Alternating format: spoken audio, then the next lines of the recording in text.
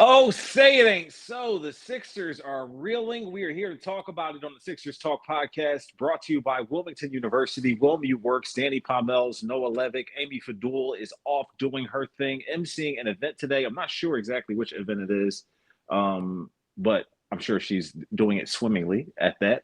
Ben Berry, our producer, making things happen behind the scenes. And man, the Sixers are not making much happen right now, Noah. They are falling to 2-11 on the season after this loss to Miami Heat. The Sunshine State not bringing much sunshine to Sixers fans. They are trying to process, yes, I said process, what's going on with this team and digesting it all. You had another front row seat to what this team is capable of as you traveled down to Orlando on Friday. We'll get to the Miami game in a second. But you were there for another front row performance of Jared McCain with another 20-point performance against the Orlando Magic. One of the few bright spots with this team. We were also that you were also there right behind Kate and Ala. You can see Noah, right there with a cool pink shirt on. And I'm watching the game. Jared McCain gets an outlet, tips it to himself, kind of avoiding the defender, and then rises up for the dunk. And Tyrese Maxey just erupts on the broadcast with Kate and Ala. I'm curious and been waiting to ask you what that was like hearing Maxey get hyped right there in that moment, and a microcosm of all the bad things that are going on. There's something, a bright spot we can lean to, because that was a cool moment right there. Yeah, I could tell that Maxey was very enthusiastic, and he's talked before. Once he's done playing, that is a path that interests him, and you can certainly see he would be a natural on the microphone, in front of the camera, whatever you tell him to do in that regard. And the excitement was perfectly reasonable, right? Like Jared McCain, this is now 5 straight games, counting Miami, where he's had at least 20 points. And I believe that was his first NBA dunk. So the Sixers have been waiting to see him get up there. And he showed he does have a little bit of hops, even though that's not the forte in his game. So yeah, the Sixers played a great first half, I thought, in Orlando for the most part. Jared McCain was again a big part of that. But their third quarters have been brutal all season long, and the state of the team is pretty rough right now outside of Mr. McCain. So yeah, the Sixers I think would love to get him playing basketball with Tyrese Maxey again, but for now, Maxey is doing his best from the sidelines. You see him giving little bits of advice, telling Jared McCain, how to deal with Jalen Suggs' physicality, and sort of getting up from his seat when he thinks he can provide a little bit of vet wisdom. But the Sixers now, I think, very much need someone to make 3-point shots and to provide some energy and some scoring. And the hope is that Tyrese Maxey will be doing that pretty soon. But yeah, 6 straight games without him because of his hamstring injury, and the Sixers are now 1-5 in his absence, and at the very bottom of the Eastern Conference standings right now. The Memphis game will mark a 7th game missed for Tyrese Maxey here. He is scheduled to be reevaluated on Friday, if I have my dates correctly, and hopefully his hamstring is improving and we get a better evaluation. He has partially practiced with the team, and Maxey on that broadcast with Kate and Ala mentioned that he had seen Jared McCain dunking. I was like, bro, like, get up there and throw the ball down. And to see that moment, and it was pretty cool. You were sitting right behind him, so it was just all a really cool moment, and not a lot of cool moments to draw upon. I mentioned that that was like a microcosm of Maxey's energy, of just what he can bring, and how Kate and Ala just smiling ear to ear, seeing him get excited. Was there a moment there, Noah, where you thought they might win the Orlando game? Did you feel like that? Oh, this might be win number 3 on the season. Definitely, I think for most of the first half, they Well, looked I really. mean, later in the game, late in the game, did you feel like Not was there a so much. moment late in the game where you felt like that they were? Because I know Jalen Suggs hit that big shot, but there was a kind of a teeter totter moment back right there Yeah, where they could have. I believe McCain got a little leaner to go that cut it to a 4-point deficit in the fourth quarter, and then he fouled out, and that was it. I Yeah, mean, once Jared McCain was out of the game, I don't think anyone on the Sixers was going to be heroic, even with Joel Embiid and Paul George available. Yeah, man, it's the worst offense in the NBA right now in terms of offensive rating. It's the second to worst team in terms of 3-point percentage. And once And they, that was a low scoring game. It was well yeah, below 100. yeah, Sixers have actually been defending like decently, honestly. It's just that the offense is so terrible, and it does feel like after a while you miss enough shots, you have enough empty possessions, it's going to bite you, and like that there's not going to be a way to turn the situation around for this team. So no, in all honesty, I consider that one a lost cause for the Sixers once they fell behind by 6 or 8 points in that third quarter. So yeah, it's just a bleak state of affairs right now across the board, I think. Yes, it is bleak. Let's carry the momentum of Jared McCain, though, into the Miami game because, as you mentioned, another 20-point performance from him. He and Paul George in that first quarter, though, were comboing up and looking good and helping the Sixers uh, start that game really well. They built a 19-point lead in the first half, and there was a lot of momentum toward them trying to get this third win, but it wasn't meant to be, particularly in that third quarter, which we can get to. But can we talk about the good from that combo of McCain and Paul George? Yeah, Paul George has had stretches where he's been the best player on the court on both ends. I think he's playing increasingly active defense, forcing some turnovers, and he had a dozen points in that first quarter. Only, I believe, six the rest of the way, though. So that, was obviously insufficient for the Sixers. And then, yeah, man, Jared McCain had a bit of a slow start, a couple of sloppy giveaways, kind of lofted a pass into Joel Embiid a little too casually that Jimmy Butler made sure to pick off. But yeah, after that, the craft continues to pop. Like he's knocking down any 3-point opportunity you give him that's open when he gets hot. And then he had one incredible spin move where they're playing super tight, handsy defense on him, and you can't do that because he's going to find a way around and toss in a little scoop shot or throw in a little tricky layup. Just so many solutions and such a great feel for the game and how to counter whatever a defense throws at him. And I think even when Miami started to blitz him and limit his scoring threat a little bit, he still was hitting the open man, still maintaining composure. So he's by far the most encouraging player on the Sixers through 13 games and was a big reason that they took the 19-point lead, but could not keep that lead for very long. But yeah, I think like the stretch when they built the lead is probably the best we've seen them play this season. But obviously, sustaining any good play has been impossible for a team that's at the very bottom of the league right now. We will get to Joel Embiid's performance and the woefulness thereof in a moment, but let's maintain some discussion on this backcourt because with Jared McCain's stellar play and maybe some settling of the other surrounding guards, Kyle Lowry comes to mind, as well as the fact that Tyrese Maxey is hurt. He has taken this opportunity and run with it in a way that no one could have expected, particularly with the sustained success game by game and the fact that he's making mistakes and learning from them and bouncing back from them and not losing confidence and seemingly gaining confidence as the game goes on, playing well late in games. Some miscues like, fouling out against Orlando and other turnovers and things like that. But is there any way you cannot start this kid when Tyrese Maxey comes back? Because he is their best backcourt player right now. And you want to get a team on the floor that is playing at their utmost. And it seems to me that pairing him with Tyrese Maxey is kind of a no-brainer at this point.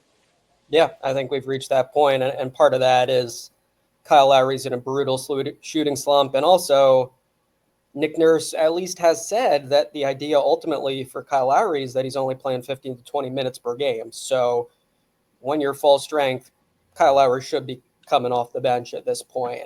Clearly his value diminishes a lot when he's incapable of making an open shot, in these last couple weeks, even with, the grit he provides and the ability to organize your offense a little bit.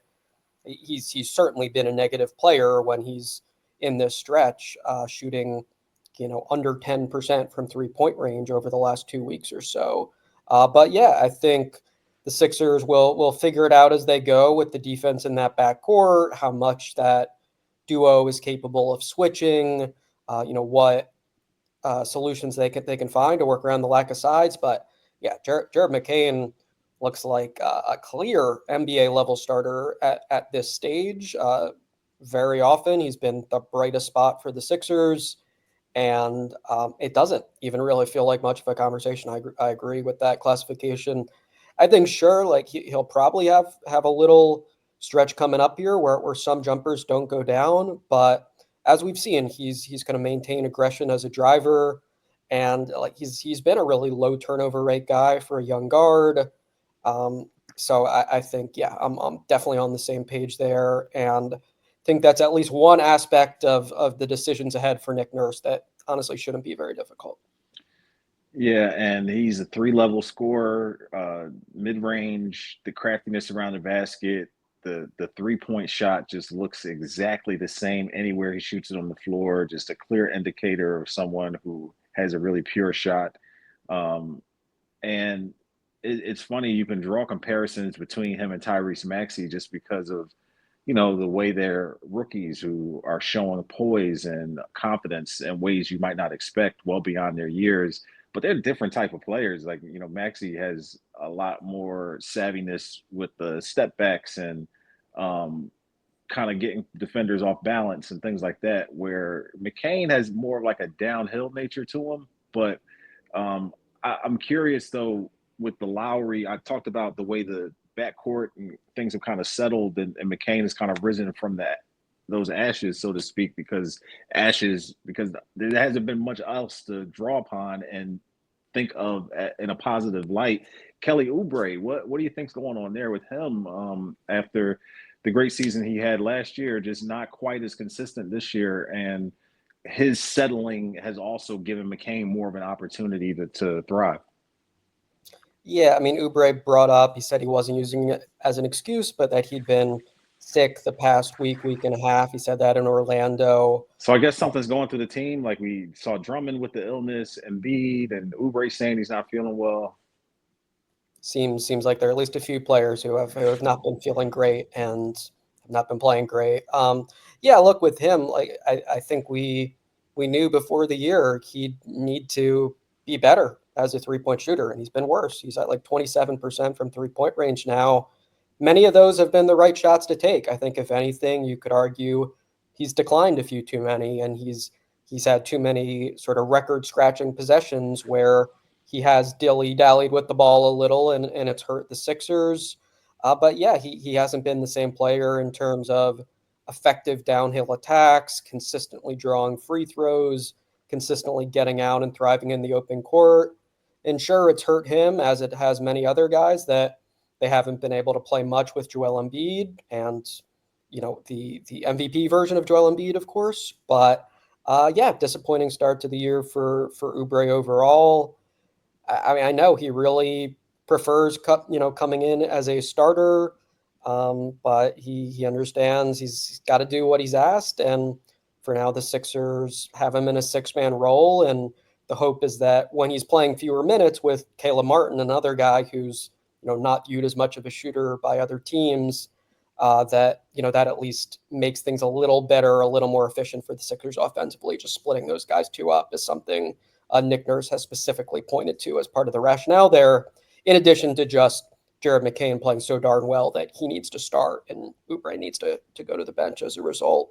But yeah, I think it's been a combination of factors, but biggest ones I would pinpoint are his 3-point shot is not improved as the Sixers had hoped, and he's not been decisive and aggressive in the way that often allowed him to put consistent pressure on the rim and to play with that force last year that was so characteristic of his successful games.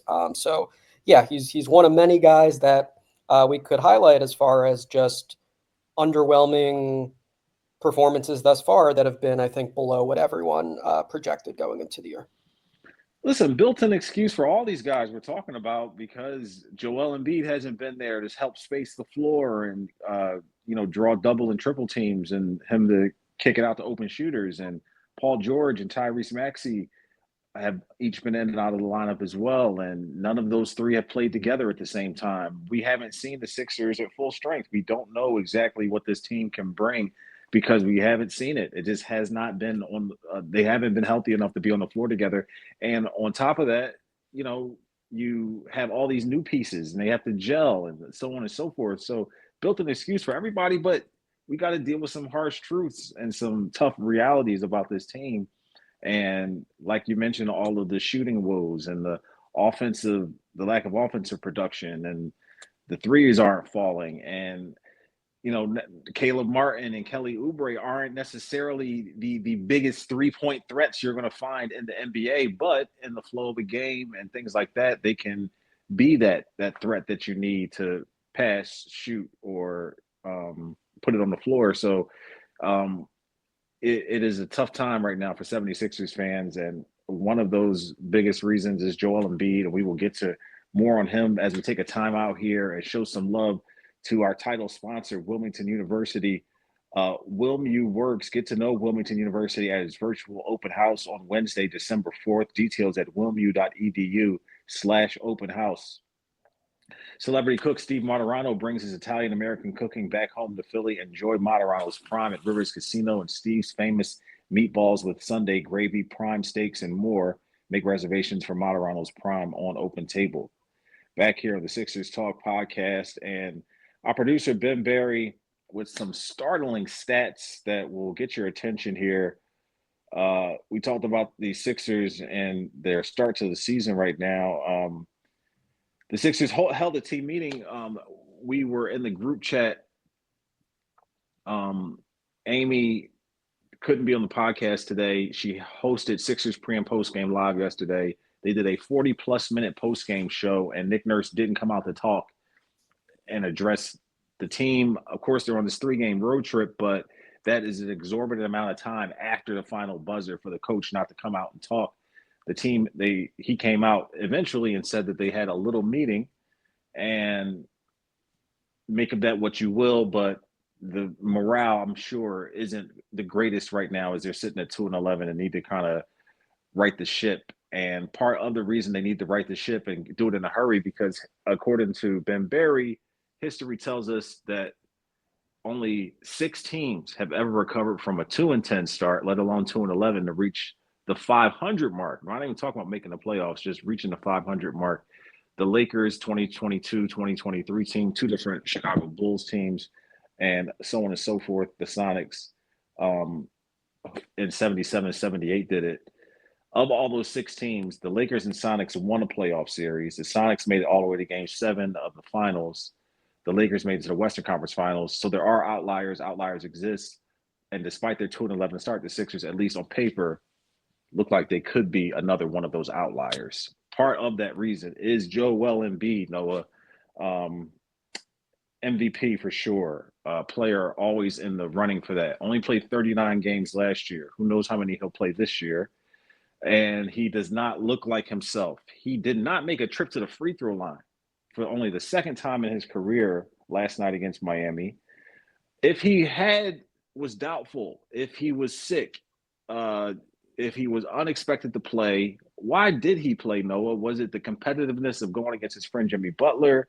Why not sublimate the fact of playing last night for the need to be healthier down the stretch, when I thought that was the goal of delivering him healthy and taking care of him and making sure that he's not pushing himself past the point that is comfortable.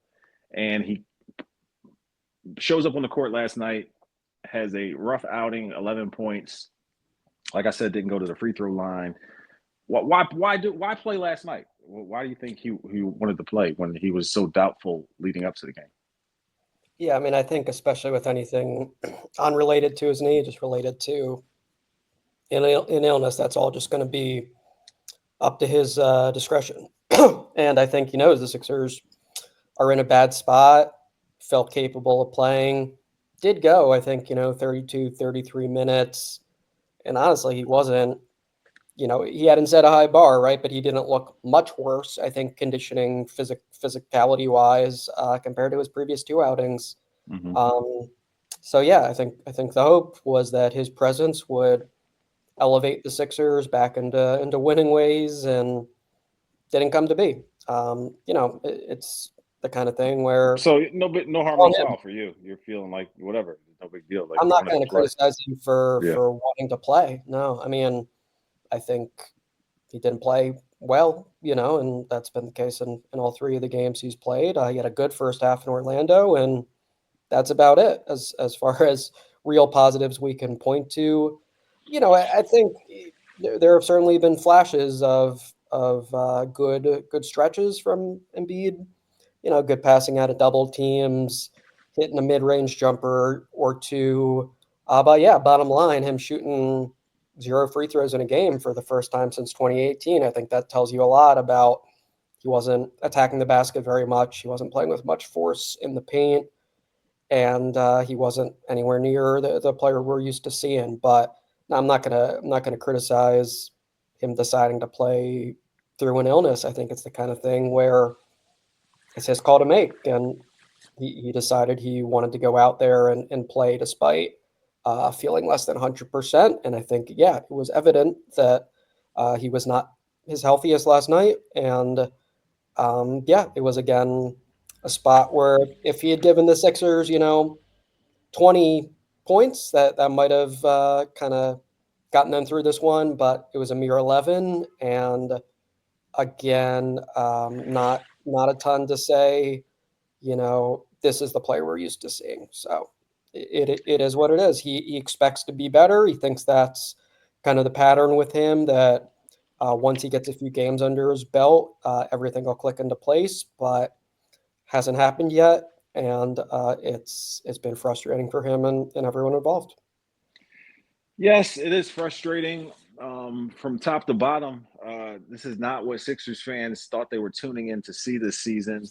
And uh, do you feel like the team, particularly after the Orlando game, that you know we're kind of steady as she goes? Like we knew that we wouldn't be great coming out of the start because of some inconsistencies with injuries and things like that. But the plan is still the plan, and we're going to play Embiid when you know, he's healthy and ready to play. And eventually these guys will all be on the floor together and everything will work out. And, we can go, from here forward and win close to 50 games if things work in our favor. Like, is all that thought process still there? No, I don't think so. I mean, I think Paul George said straight up, I don't think any of us imagined this is where we'd be. Mm. So I think they could have foreseen some growing pains, some losses to teams that are inferior on paper. No one expected this. No one expected they'd be 2-11 and have literally the worst offense in the entire NBA thus far. George did say he still thinks they have a super high ceiling. I think, collectively, there's still some level of belief that the on paper talent truly is very high, and that eventually that'll start to show with a little better luck and full strength from an availability standpoint. But no, I think there's a collective mindset of it doesn't really help to panic and to fixate on the fact that it's been so disastrous so far. Like we need to look ahead at what we can control and what work we can put in to be a better team and show some poise in that regard. But no, I think as far as this is all okay, this is part of the plan, I'm not seeing or hearing any of that. I think it's certainly reached a point where everyone in that locker room understands they're right at the bottom of those standings. The level of play has often been unacceptably bad, even with the injuries, and it needs to change fast. And I've got to assume, even though no one was inclined to divulge too many specifics about last night's meeting, that recognition of how terrible it's gotten is what prompted a meeting to try to discuss all this stuff candidly and to try to um, find some solutions really fast. So yeah, no, I think kind of trying to capture the vibe of the team. It's not, we knew this was coming and we know it's going to get better. It's this can get better. We're talented enough for dramatic improvement, but it's on us to actually make that happen in the very near future. Is there any part of you that feels like some onus belongs in Paul George's at his doorstep at all? You know, this is the NBA that's superstar driven. You see these type of players, you know, Wemby, Anthony Edwards have these explosive games. Steph Curry, the players of that ilk, when their teams need them, when their teams are down, he has, other than the issue with him and tweaking his knee against the Hawks, there's no minutes restriction. There's, you know, nothing there. He has not delivered a sizzling performance or anything quite close to that. Do you feel like there's some onus there for him to step up and be a bigger, better player, superstar-esque? Yeah, I believe he had the 29-point game with 7 threes in Embiid's return. So that's probably the best he's been so far. And I do think like there have been stretches in just about every game where for a quarter or two, he's excellent on both ends. But yeah, needs to sustain it, needs to be better in the clutch. Like we can point to a few clutch moments where Yeah. he could have won them a game. They could be on 3 or 4 wins if he'd made that shot in Phoenix, or Toronto. yeah, if he just had stepped up a little bit Charlotte. in crucial situations. Yeah, I guess the Charlotte game, he had that baseline shot that could have won it for them. So yeah, I think he hasn't been good enough. That's true of just about everyone besides Jared McCain. Um, I think he's been playing pretty good defense. I think he's at least setting a good tone on that end. Like their defense really hasn't lapsed at all. It's actually improved a little statistically. Of course, it's all hollow when you're losing games, but I think like in terms of his process and his outlook on the game, it's been okay. But yeah, there's been some moments where he's drifted a little from games in a way that can't happen. And sure, just the overall production when they're in this spot and so desperate for a win without Tyrese Maxey, 18 points needs to be 24 or 25. That's just the bottom line with where this team is at. But yeah, he doesn't stick out to me as among the most glaring reasons that they sit at 2-11. But absolutely fair to categorize him so far as not passing for the Sixers. He's been below a C, I guess, because he hasn't been able to elevate them over the top here in the way that you expect stars to. But honestly, when you started framing that, I thought you were going to be asking about Nick Nurse, and I think there's That's where I was going next. room for So discussion there. But take it away. I mean, if Paul George isn't passing, Nick Nurse fits that category as well. Particularly puzzling was why, of all the bright spots that you could draw upon on this short list for the 76ers here, 13 games in, Jared McCain definitely stands out. And you have to say Gershon Yabusele's emergence definitely fits that bill as well. But we didn't see him until really late in the game or in the second half.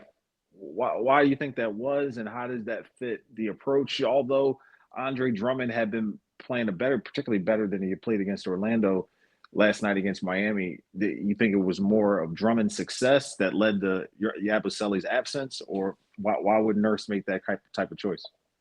Yeah, I got to imagine it was a combination of factors. So, I asked about Drummond only getting the 4 minutes in Orlando, and Nurse essentially said a lot of that was just he had been sick and wasn't, back to full strength.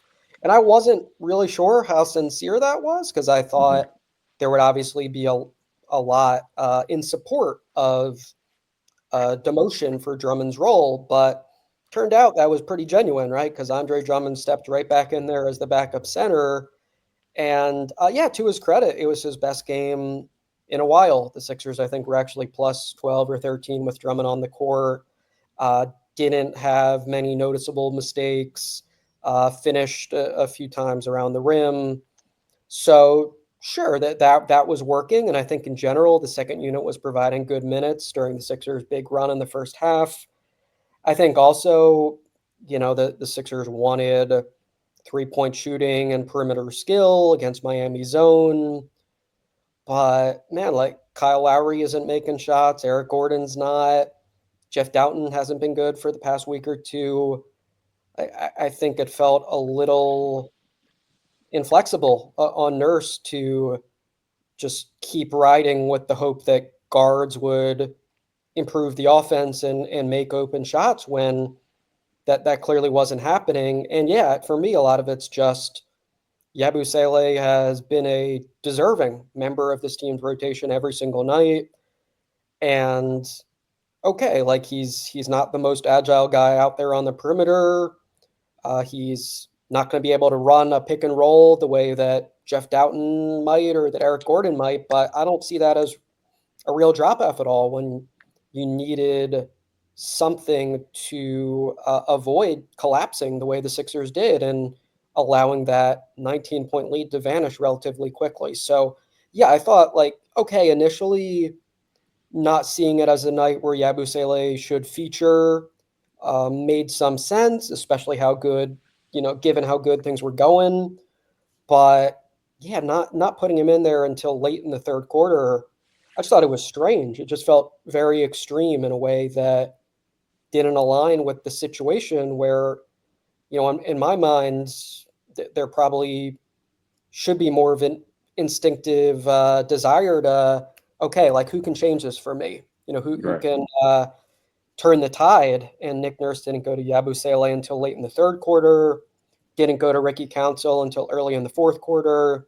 Not to say different decisions there would have changed the outcome of this game, but I think certainly it's one of several instances recently where Nurse's decisions on playing times and rotations and whatever have been very open to criticism. And I think a lot of that's just these veteran guards have been unable to make anything, whether it's wide open or tightly contested. So, yeah, like it all looks better if Eric Gordon's making the open shots he has for most of his career. But right now, the Sixers are getting very, very little from their guards, not named Jared McCain. And I think, yeah, Nick Nurse has been unable to find any solutions. This offense has consistently struggled, and there hasn't been a lot of creative outside of the box solutions that he's been able to discover to fix anything thus far. Was it the Charlotte game where he pressed the right button and had Yabusele start the second half? Was that the okay? So yeah, So yep. there's definitely an argument to be made, and Doc Rivers has been a victim of this in the past as well.